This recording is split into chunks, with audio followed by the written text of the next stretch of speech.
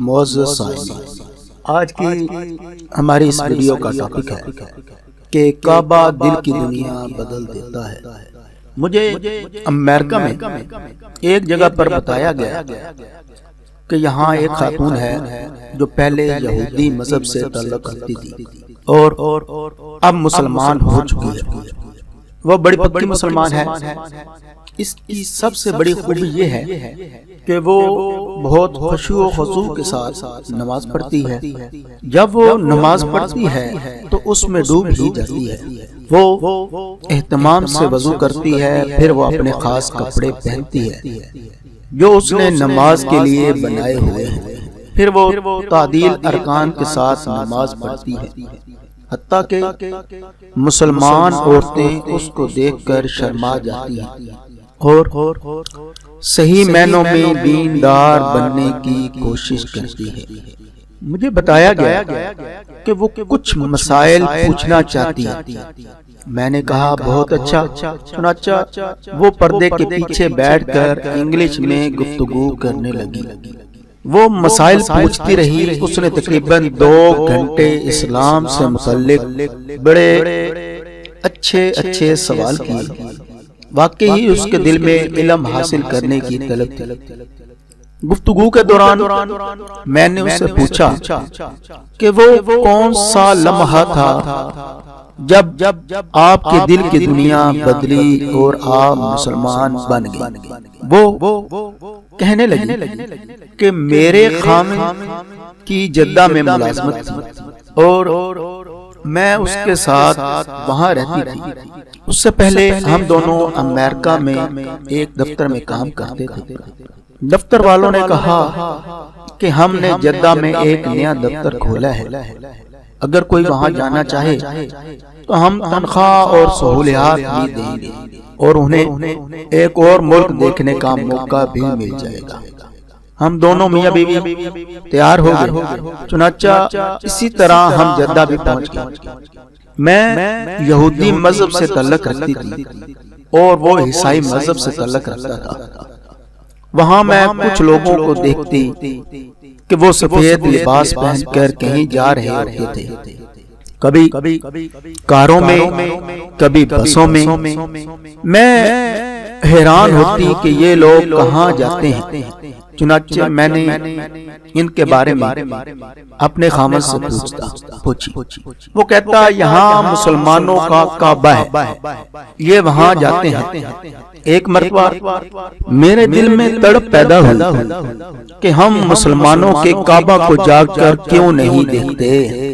وہ کہنے لگا کہ وہاں غیر مسلم نہیں جا سکتے۔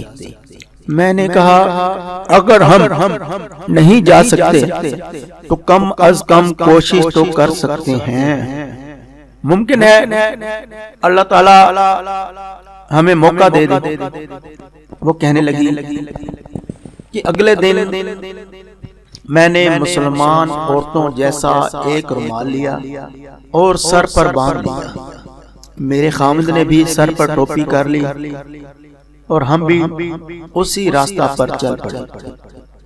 قدرتی بات ہے کہ وہ ایسا وقت تھا کہ جب ٹریفک پولیس والے کھانا کھا رہے تھے۔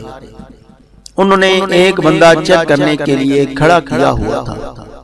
ٹریفک زیادہ تھی اور وہ چیک کرنے والا ایک بندہ تھا۔ وقت بھی رات کا تھا، لہٰذا وہ دور سے ہی سب کو جانے کا اشارہ کر رہا تھا۔ اسی طرح ہم بھی اس ٹریفک میں آگے نکل آئے اور مکہ مکرمہ پہنچ گئے۔ ہم نے لوگوں سے پوچھا کہ مسلمانوں کا کعبہ کہاں ہے۔ انہوں نے حرم کی طرف اشارہ کیا اور کہا یہاں ہے۔ چنانچہ ہم حرم میں داخل ہو گئے۔ ہم چلتے چلتے جب مطاف میں پہنچے تو ہم نے بیت اللہ شریف پر نظر ڈالی۔